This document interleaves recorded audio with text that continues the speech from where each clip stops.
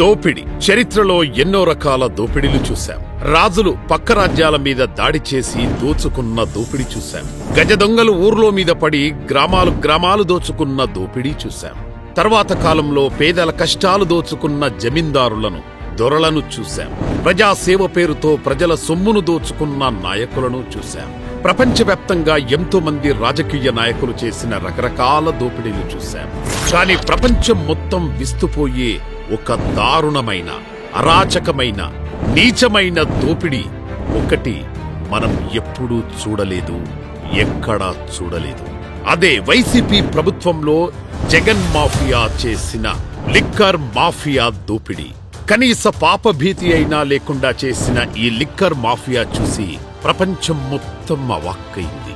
ఈ liquor mafia అమ్మిన నకిలీ మద్యం తాగి లివర్లు పాడై చనిపోయిన ఎంతో మంది అమాయకులను చూసి, ఇంటి పెద్ద దిక్కులేక అనాథలైన కుటుంబాలను చూసి కన్నీటికే కన్నీరొస్తుంది. అసలు ఈ లిక్కర్ మాఫియా ఎక్కడ, ఎప్పుడు మొదలైంది అంటే, ఎన్నికలకు ముందు జగన్మోహన్ రెడ్డి సంపూర్ణ మద్యపాన నిషేధం చేస్తానని ప్రజలకు హామీ ఇచ్చాడు. ఆ ఎన్నికలు వచ్చేసరికి మద్యాన్ని పూర్తిగా తీసేసిన తర్వాత మీ దగ్గరకు వచ్చి ఓట్లు అడుగుతారని చెప్పి మీ అందరికీ కూడా చెప్తా ఉన్నా. మాట తప్పను మడం తిప్పను అన్న మాట ప్రకారం సంపూర్ణ మద్యపాన నిషేధం చేయలేదు గాని ప్రభుత్వానికి సంపూర్ణ మద్యపాన ఆదాయ నిషేధం విధించాడు. జగన్ నకిలీ మద్యం తాగి సమిధలైన వారి సమాధుల మీద పునాదులు వేసుకుని నకిలీ మద్యంతో చేసిన అక్రమ సంపాదనతో ఎన్నో రాజమహళ్లు కట్టుకున్నాడు. హైదరాబాద్ జూబ్లీ హిల్స్ లో విజయసాయిరెడ్డి ఇంట్లో సూత్రధారి ఆదేశాలతో మొదట ఈ నకిలీ మద్యం మాఫియా కుట్రకు బీజం పడింది.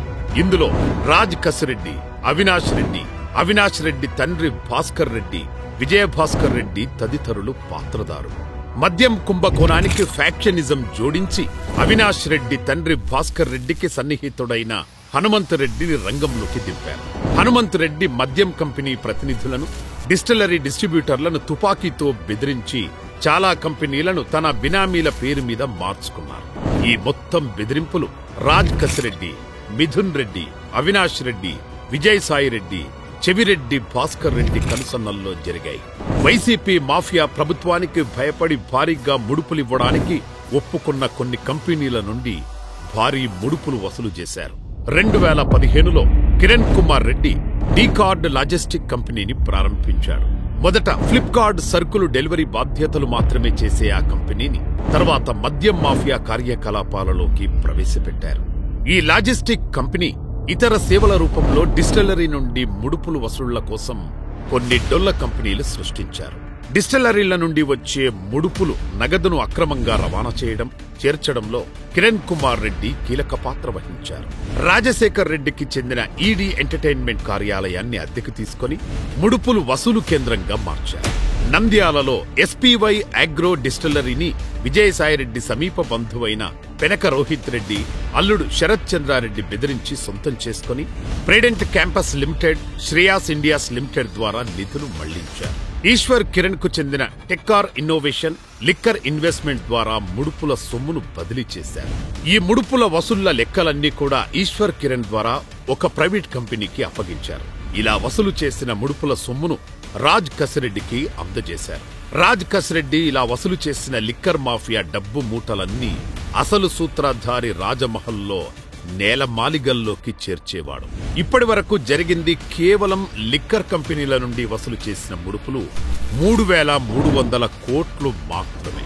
అసలు జగన్ ప్రభుత్వంలో జరిగిన ఘోరమైన లిక్కర్ మాఫియాలో దోచిన 99,000 కోట్లలో ఇది కొంత భాగం మాత్రమే. ఈ లిక్కర్ కంపెనీ నుండి వచ్చే ముడుపులకు తృప్తి చెందని అసలు సూత్రధారి అసలు నకిలీ మాఫియాకి తెరలేపారు. అసలు రెగ్యులర్ మందు బ్రాండ్లను బ్యాన్ చేసి స్పిరిట్లో రకరకాల రంగులు కలిపి రకరకాల బ్రాండ్ల పేరు మీద రకరకాల మద్యం బాటిల్స్ తయారు చేసి ఆ మద్యాన్నే ప్రజలకు అమ్మారు. ఈ నకిలీ మద్యం అమ్మకాలు ప్రభుత్వ లెక్కల్లోకి రావు. ప్రభుత్వ లెక్కల్లో ఒక మద్యం షాప్ కి ప్రభుత్వం ఆమోదించిన 100 బాటిల్స్ పంపితే ప్రభుత్వ లెక్కల్లోకి రాని 40 నకిలీ మందు బాటిళ్లు పంపారు.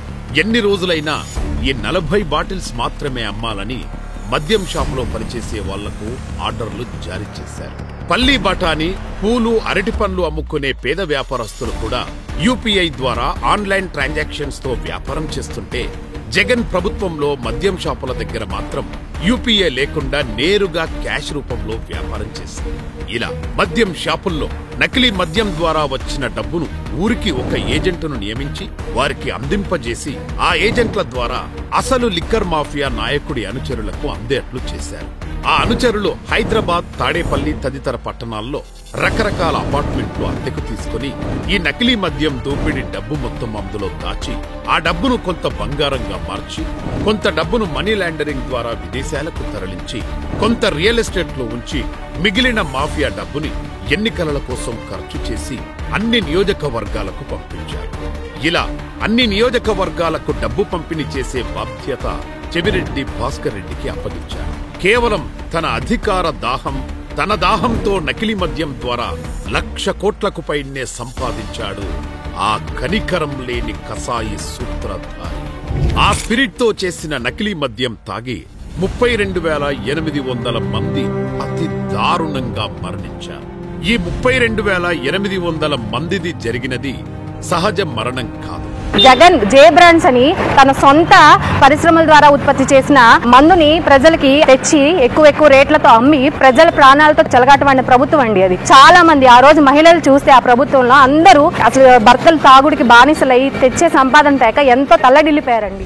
లిక్కర్ మాఫియా ప్రధాన సూత్రధారి చేసిన దారుణ ప్రత్యక్ష హత్య.